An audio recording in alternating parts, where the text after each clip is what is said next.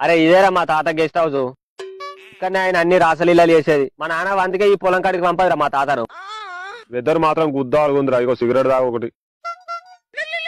అరే daddy phone చేస్తాను. ఆ బాపా ఏడున్నావురా? నాన్న ఫోన్ చేసి ఇంటికి వెళ్ళేవాటగా.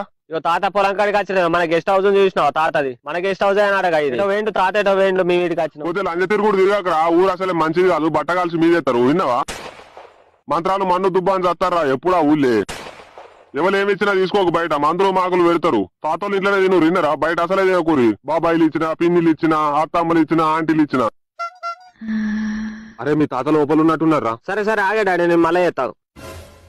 ఎంతసేపు కాపుగా నీ కోసం. మా మనవడు వచ్చిండు. వాడిని మనవడి నోట్ల మన్ను కొట్ట. ఆ పద్దెలు సంపదలు ఎప్పుడు గుద్ద కోసి పట్టుకొని తిరుగుతాను నా. ఎందుకనే నాకు సందేహం దొరుకుతాను చెప్పు.